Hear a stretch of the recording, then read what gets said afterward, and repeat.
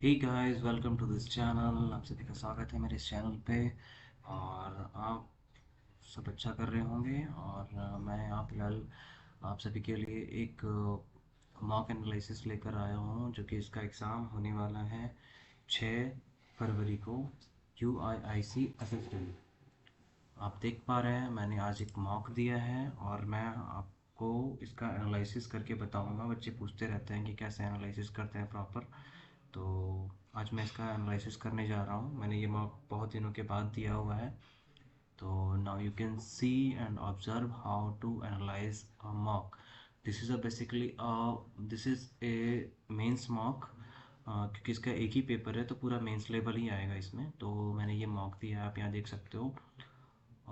यहाँ पर मेरे जो स्कोर बना है 86.91 और कट ऑफ रही है 98। मैं इसमें आपको बताता हूँ, जैसे देख सकते हो आपकी मेरे। फिलहाल मैं आपको पहले एनालिसिस दिखाता हूँ पूरे।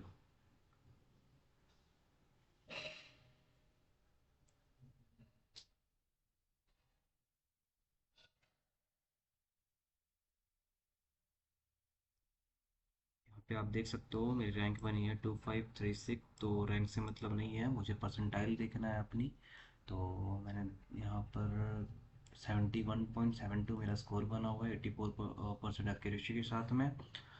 और चूँकि ये UIICL का पहला मॉक था और मैंने बहुत दिनों के बाद ही मॉक दिया हुआ है, तो आप देख सकते हो मैंने कंप्यूटर में सिर्फ 10 अटेम्प्ट्स किए थे। तो इसमें से 8 सही हुए हैं, 2 गलत हुआ है मेरा। और परसेंटाइल बना है 65.11, चूँकि इसमें मैंने अभी तक पूरा प्रिपेयर नहीं किया हुआ है और मैं ये कंटिन्यू कर रहा हूँ। तो आई होप नेक्स्ट मॉक में अच्छे स्कोर आपको दिखा पाऊँगा।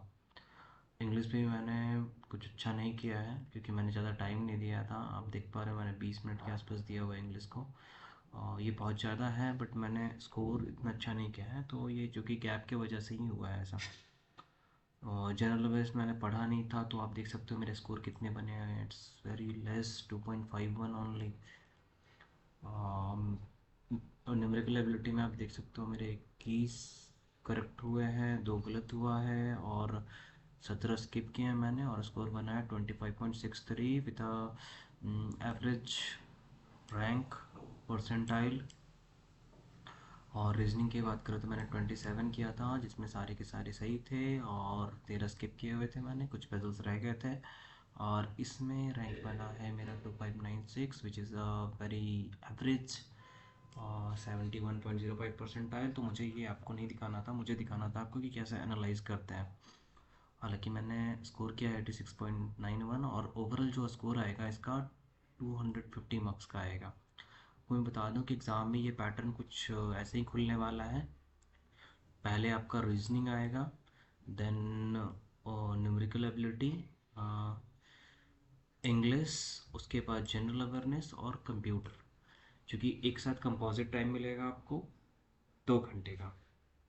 उसके बाद फिर ये हमें उसमें ही बनाने हैं क्वेश्चंस। तो मैं इसको ओपन करता हूँ फिलहाल।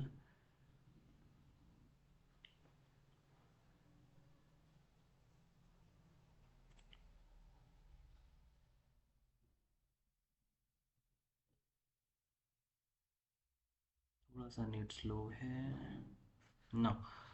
हेयर यू कैन सी मैंने जो पजल्स बनाया हुआ है आपको मैं प्रॉपर एनालिसिस करके बताऊंगा, क्योंकि मैंने इसको पहले चुना, क्या बनाया, ये सब सब कुछ। तो आप देख सकते हो ये रीजनिंग का सेक्शन खुला हुआ है हमारा यहाँ पे। तो पहले क्वेश्चन से स्टार्ट करते हैं, जो कि मैंने सबसे पहले क्या किया था कि इसमें पहले मैंने मार्क किया हुआ था।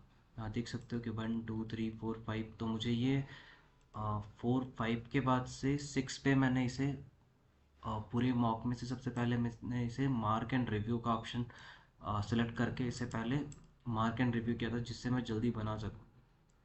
तो और सबसे पहले अगर आया हुआ है सिलोगिज्म, सिलोगिज्म अगर आया हुआ है तो मैं उसी समय उसे बना लेता हूँ। तो मैंने इसे, आप देख सकते हो कि मैंने इसे 1 मिनट 4 सेकेंड में बना लिया था, जो कि ये इजी रहता है और मार्क्स तो इसमें मिलने ही मिलने हैं सभी के। तो ये मैंने बना लिया था। इसके बाद आप देख सकते हो फिर ये मैंने पज़ल बाद में बनाया हुआ था, मैं स्किप कर रहा हूँ। उसके बाद ये भी मैंने उसमें मार्क एंड रिव्यू किया था और इसे बाद में बना लिया था। और इसके बाद मैंने बनाया था ये क्वेश्चन, क्योंकि ये स्टेटमेंट एंड कंक्लूजन वाले क्वेश्चंस हैं, इसमें कॉज एंड इफेक्ट, तो इसे मैंने सबसे पहले बनाया था कि ये इजी था। इस वजह से एग्ज़ाम में आप इसे बना सकते हो या स्किप भी कर सकते हो, ये आप पे डिपेंड करता है, क्योंकि आपने पढ़ा होगा तो अच्छी बात है। क्योंकि गाइस ये बहुत ही सिंपल क्वेश्चन रहता है, कुछ ज़्यादा ऐसा टफ नहीं रहता। ये आपके स्किल पर डिपेंड करता है कि आपकी रीडिंग स्किल कैसी है, आप कैसा आप पढ़ते हो, रीडिंग कैसी है आपकी, इंग्लिश कैसी है, उस पर डिपेंड करता है कम्प्लीटली। उसके बाद मैंने ये क्वेश्चन बनाया हुआ था, इसे मैंने बाद में बनाया था। ये बाद में बनाया लायक होता है, क्योंकि ये काफ़ी कभी कभी ना हमें पैटर्न पता नहीं चलता, तो हम इसे लेंदी कर देते हैं, तो ये बाद में बनाने लायक है। और इसके बाद मैंने बनाया था, तो मैं बताता हूँ आपको प्रॉपर इसके बाद से।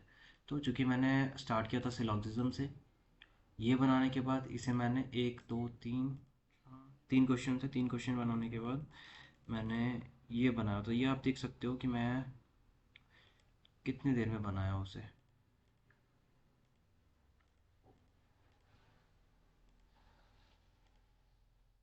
हुँ। तो ये मैंने 2 मिनट अप्रॉक्स लिया हुआ है इस पे, ठीक है? तो आपको पता ही होगा कि आप इसे कैसे बनाते हो।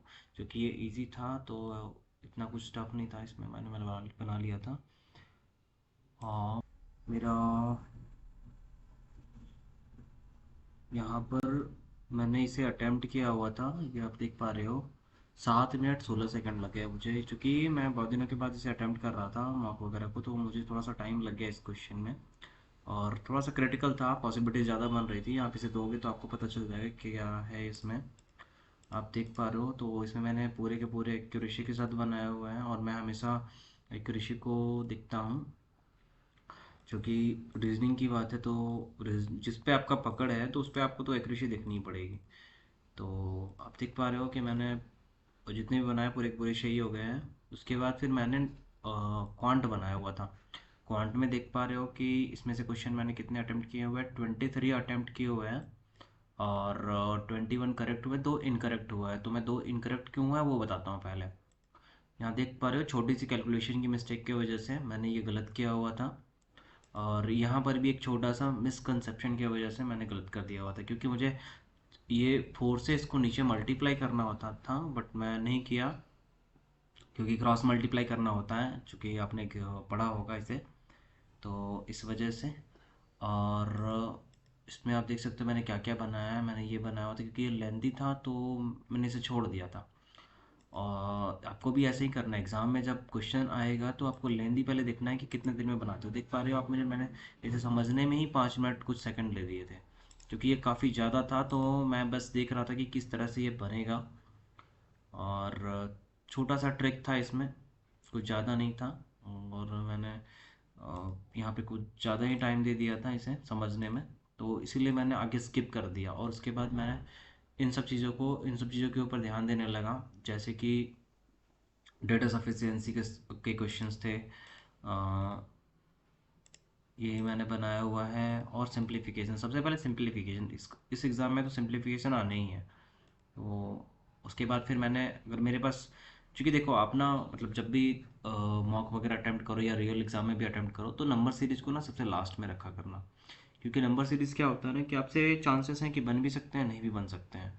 तो सबसे लास्ट में जब आप बनाओगे ना, तभी ये सही रहेगा, क्योंकि अगर पहले बनाओगे तो बहुत सारा टाइम चला जाएगा। मैं आपको दिखाता हूँ कि मैंने कितने कितना टाइम दे दिया था इसमें। यहाँ से शुरू हुआ है ये देखो 99 से। तो चूंकि ये मैंने लास्ट में बनाया था, 1 मिनट 7 सेकंड ले गया मेरा। अगला 2 मिनट्स के आसपास ले गया मेरा। वन, ये भी 2 मिनट्स के आसपास ले गया मेरा। ये भी 2 मिनट के आसपास ले गया मेरा। 1 मिनट। ठीक है, तो यहाँ पे आप देख पा रहे हो कि मैंने अच्छे खासे टाइम इसमें दे दिए थे। तो यहाँ पर आप देख सकते हो, ओवरऑल मैंने टाइम इसमें 36 मिनट दिया है, जो कि बहुत ही ज़्यादा है। इससे मुझे कम करना होगा, 30 मिनट के आसपास देना होगा, तभी मैं बाकी सब्जेक्ट को ज़्यादा टाइम दे पाऊँगा। कंपोजिट टाइम में हमें यही दिक्कत होता है कि हमारे पास एक्स्ट्रा टाइम नहीं होता है। तो ये करने के बाद फिर मैंने कुछ अर्थमेटिक्स बनाए थे, देख सकते हो आप। मैंने ना ये जो कुछ लेंदी से क्वेश्चंस हैं उन पे ध्यान ना दे करके, यहाँ पे देखो आप, एक इक्वेशन, दो इक्वेशन बनता, ठीक है, जिसके बाद फिर इसे सॉल्व करना पड़ता, तो मैंने इस पे ध्यान नहीं दिया। मुझे ये उस समय लेंदी लगा था, हालांकि ये इजी है, देख पा रहे हो आप, इजी है। डुएबल है, लेकिन मुझे वो उस समय लेंदी लगा था पढ़ने की वजह से, तो फिर मैंने बाद में इसे स्विच कर दिया था इसके ऊपर। देख पा रहे हो मैंने 1 मिनट में ही इसे बना लिया था, 1 मिनट 16 सेकेंड में। तो ये था। और अगला जो है सो 58 सेकेंड में बना लिया था मैंने इसे, जो कि इजी था। तो मैं जस्ट एक सेलेक्टिव क्वेश्चन ही बना रहा था। ये आप देख पा रहे हो थोड़ा सा लेंदी लगा था मुझे, तो मैंने इसे छोड़ करके इसके अल्टरनेट पे कुछ और बना लिया था। यहाँ पर आप देख पा रहे हो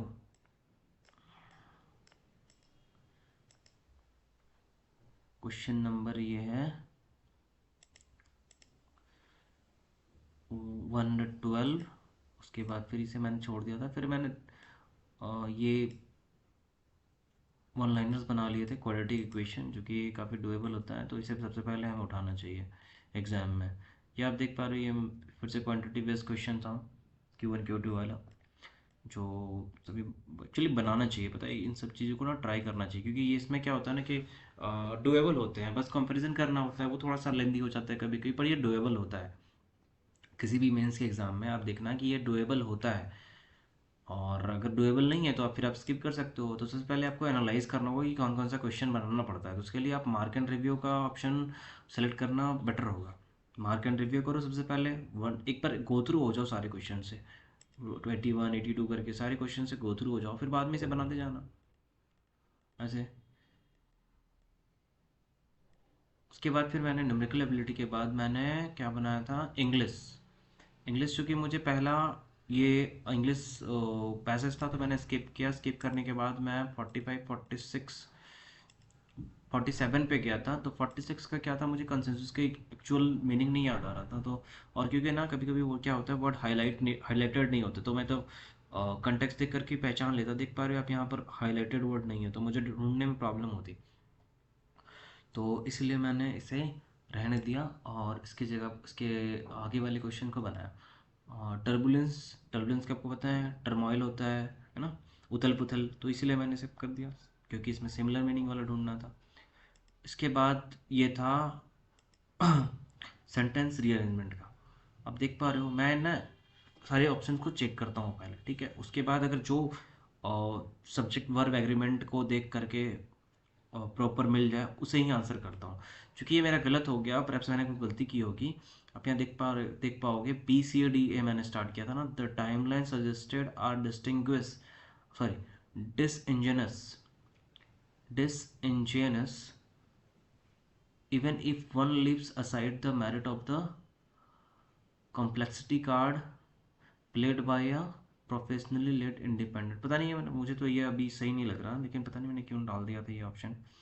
क्योंकि देख सकते हो आप, even if one leaves aside the merit of the complexity card played by a professionally led independent the timelines lead independent regulator with a primary mandate to protect investor interests the timeline suggested are disingenuous। तो ये थोड़ा सा ना मुझे उस समय समझ में नहीं आता कि क्या सीक्वेंस बनेगा इसका, क्योंकि मुझे यहाँ पर ये लगा था ना कि आर के बाद यहाँ पर, क्योंकि आर दिया हुआ है, आप देख पा रहे हो आर दिया हुआ है इस जगह पर, है ना, इस जगह पर आर दिया हुआ है। मैं थोड़ा हाईलाइट कर देता हूँ, इस जगह पर आर दिया हुआ है। 1 मिनट वेट अ सेकेंड।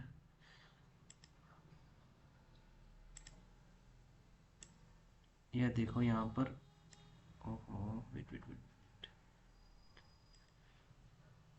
यहाँ पे आर दिया हुआ है, तो आर की वजह से मुझे लगा कि यहाँ पे कुछ और हो सकता है, क्योंकि आर कहते हैं ना, तो डिसइंजीनियस उसके बाद और कुछ रहेगा, इसीलिए मैंने ये नहीं मार्क किया था। तो ये मेरी एक मिस्टेक थी। इसके बाद मैं नेक्स्ट क्वेश्चन पे गया। यहाँ पर फिर से मैंने ऑप्शन के थ्रू इसको चेक किया, ए से स्टार्ट हो सकता है क्या, मैं इसको पढ़ करके देखा मैंने। तो ये देखा कि a constitutional architecture that would deliver on the demands four. Four के बाद आपको पता है कि प्रीपोजिशन के बाद एक नाउन आना चाहिए। हम्म, तो आप देख सकते हो कि फोर डी, डी कहाँ पे है, डी यहाँ पे, फोर से नाउन नहीं है, तो मैंने इसे रिजेक्ट किया था। फिर बी डी के बाद देखते हैं, बी डी चेक करते हैं। Looking at this development it would be fair to, to के बाद भी एक नाउन आना चाहिए। तो डी देखा मैंने पढ़ के टू से, अब टू के बाद नाउन भी आ सकता है और वर्ब भी आ सकता है, क्योंकि टू वर्ब भी आ सकता है, बी वन भी। तो यहाँ पर मुझे ये मैच कर गया। और ए के बाद मुझे पता था कि नाउन आना चाहिए, तो ए के बाद सी देखा मैंने, फॉर ए टाइम बाउंड, इसके बाद नाउन आना चाहिए फॉर अ टाइम बाउंड, तो मुझे मिल गया यहाँ पर एक नाउन। तो मैं इसके वजह से इसके ऊपर टिक मार्क किया था। नेक्स्ट क्वेश्चन में देख सकते हो आप, थोड़ी सी यहाँ पर भी गलती हो गई थी मुझसे, क्योंकि मैं बता रहा हूँ काफ़ी दिनों के बाद मार्क दे रहा हूँ, तो इसी वजह से गलती हुई है मुझसे, नो डाउट। इसमें छोटे से मिस्टेक ये हुई थी कि मैंने ए बी का एक पेयर बनाया हुआ था। आप देख पाओगे कि यहाँ पर भी ए बी का पेयर है, यहाँ पर भी ए बी का पेयर है। मैंने बहुत जल्दी किया था इसे, ठीक है, पढ़ने के बाद तुरंत। तो मुझे 1 मिनट 43 सेकेंड लग गए, ओ माय गॉड, पता नहीं क्यों। तो CABD, a state that is notorious for the criminalization of politics on a par with other states is weak because the के बाद मुझे एक नाउन चाहिए, because the a b because the original stipulation was meant to have a deterrent effect in the argument that the amendment has brought Bihar.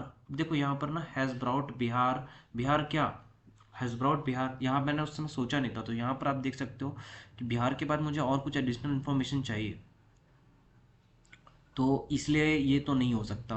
मैंने गलती की है, ये तो सही है। अभी तक मैंने एनालाइज नहीं किया है इस मॉक को, आपके सामने ही कर रहा हूँ। तो मैंने क्या किया ना कि द, अभी देखो यहाँ पे एक्चुअल आंसर क्या होगा, the argument that the amendment has brought Bihar,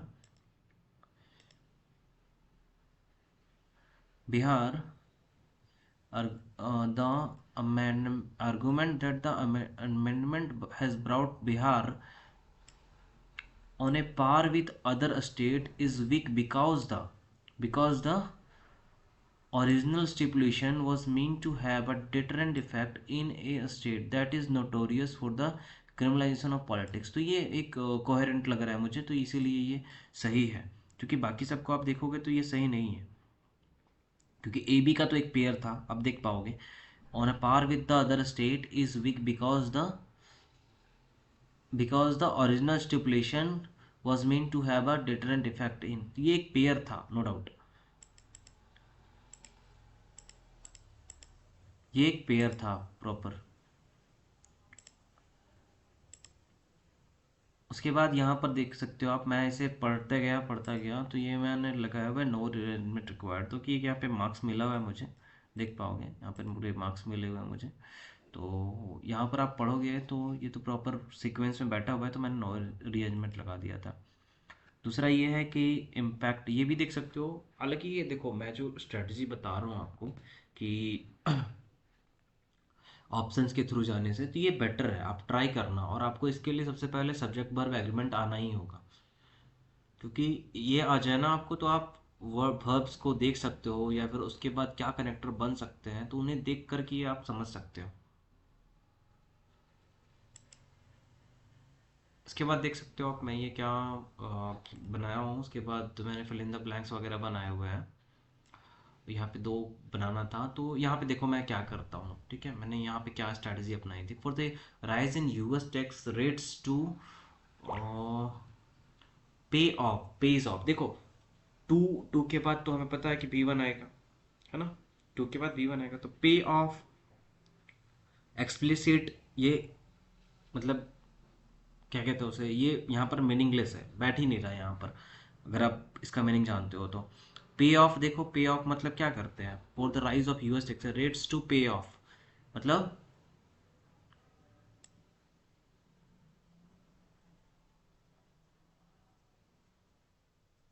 मतलब अच्छा पे करना, ठीक है। पे ऑफ का मतलब अच्छा पे करना। To require, it requires other countries to reform their tax systems accordingly and most importantly allow for the taxation of incomes that are perceived, तो यहाँ पर जो परसीव किया हुआ है, तो यहाँ पर ना मुझे एक, देखो इंग्लिश पढ़ते हो आप अगर अच्छे से, तो इंट्यूशन भी एक वर्ड होगा, आपको पता होगा कि आप जिस तरह से वर्ड डालते हो तो आपको ये इंट्यूशन आ रहा है कि हाँ ये सही है, तो वो सही होता है, नो डाउट। क्योंकि इंग्लिश में कभी कभी ना बहुत सारी चीज़ें सही भी होती हैं, ठीक है। तो इंट्यूशन अगर आपको आ रहा है कि हाँ ये सही हो सकता है, तो आप नो डाउट मार्क कर दिया करो, वो सही होगा। देख रहे हो यहाँ पर भी मैं मैक्सिमम क्वेश्चन इंट्यूशन से भी करता हूँ, ग्रामर से भी करता हूँ, क्योंकि यही दोनों काम आते हैं एक्चुअली में। कभी कभी ये होता है ना कि हमारे पास बहुत सारे बहुत ही क्लोज ऑप्शंस होते हैं, और ऑप्शंस ऐसे क्लोज होंगे कि आप कंफ्यूज हो जाओगे कि क्या मार्क करें। तो उस समय इंट्यूशन अगर आपके पास जिस ऑप्शन की ओर लेके जा रहा है, तो वो आंसर आंसर मार्क करना ज़्यादा बेटर होगा। कभी कभी हमें इससे नुकसान भी होता है, तो उसकी बात अलग है। मैं आपको फिलहाल दिखा रहा हूँ कि मैं किस तरह से इसको इन सबको आंसर कर रहा था। ये मैं पहुँच गया हूँ 55 क्वेश्चंस में ना, 55 56। उसके बाद मैं इन्हें स्किप किया था क्योंकि मेरे पास टाइम नहीं बचा हुआ था। मैंने पूरा टाइम और रीजनिंग और न्यूमेरिकल एबिलिटी को दे दिया था, तो मेरे पास बहुत ही कम समय था, तो मैं स्किप करता गया। क्योंकि मैं ये बना सकता था, ऐसा नहीं है कि मैं नहीं बना पाता, ये बना सकता था। 58 59 मुझे इसमें एरर मिले नहीं थे, तो मैंने छोड़ दिया था इन्हें। 65 60 62 63 में आप देख पाओगे, ये सब ये सारे क्वेश्चन देख पा रहे हो आप। मैंने कितनी जल्दी बनाया 12 सेकेंड्स में, क्योंकि मेरे पास टाइम नहीं था, तो मैंने जो मिला उस समय मैंने मार्क कर दिया था। और चूंकि मैं इसे प्रॉपर दिया नहीं उस मार्क को, अपना 100% दिया नहीं है, तो भी जाकर के इतनी गलतियां हो रखी हैं। अदरवाइज़ मेरी इंग्लिश इतनी ख़राब नहीं है, मैं ठीक कर जाता हूँ। तो देख पा रहे हो यहाँ पर मैंने ठीक किया हुआ है ये सारे, ठीक है। ये होने के बाद मैं आया कंप्यूटर नॉलेज पे। कंप्यूटर क्योंकि मैंने थोड़ा पढ़ा हुआ है, पूरा पढ़ा नहीं है मैंने। आरआरबी पीओ मेंस के टाइम ही पढ़ा हुआ था, तो मैं टाइम था नहीं बिल्कुल भी 10 मिनट के आसपास में, तो मैं बस जो आता गया वही मैं मार्क करता गया, देख पा रहे हो। जिसमें 100% एक्यूरेसी थी मेरी कि हाँ ये सही हो सकता है। हालांकि इसमें भी दो गलत हो गए हैं। तो जबकि मैं प्रिपेयर कर रहा हूँ फिलहाल यूएससीएल के लिए, तो मेरा एग्ज़ाम भी है 3:30 बजे के आसपास, 6 तारीख को। मैं चाहूँगा उससे पहले प्रिपेयर कर लेता हूँ मैं इसे। और फिलहाल मैं ये मेरा फर्स्ट मॉक था, ये मैंने आज नहीं, एक्चुअली परसों ही दिया हुआ था, तो उसी का एनालिसिस आज मैं कर रहा हूँ। आप देख पा रहे हो, तो मैक्सिमम क्वेश्चन इसमें से पूछे गए थे मिक्स, और सितंबर के भी थे, अक्टूबर के भी थे, नवंबर के भी थे, दिसंबर के भी थे। तो मैंने ये किया हुआ है, यही है मेरा बस मॉक। आप लोग को यही बताना था कि किस तरह से एनालिसिस करते हैं, ठीक है। मैंने ये बता दिया कि कितने जो टाइम लगे हैं उन्हें काम करना है, और नेक्स्ट मॉक में ध्यान देना है आपको। और जो आप नहीं प्रिपेयर किए हो उन्हें प्रिपेयर करना है। इतना सारा मेरा अनअटेम्प्टेड है, तो आप समझ सकते हो मेरे स्कोर जो किया हुआ है वो 86.91 किया हुआ है। टॉपर्स के मार्क्स दिखा देता हूँ आपको मैं यहाँ पर। 159, 156, 138। तो चूंकि इन्होंने जीके और मतलब करंट अफेयर और कंप्यूटर में चेक किए होंगे अटेम्प्ट, तभी जाकर कितने स्कोर बने हुए हैं, तो मुझे भी ध्यान देना होगा इसके लिए। तो मिलते हैं फिर आपसे और अगले मॉक के साथ में। आई होप ये एनालिसिस आपको अच्छा लगा होगा UIICL का। आप ये मॉक दें और कमेंट सेक्शन में ज़रूर कमेंट करें। Thank you so much.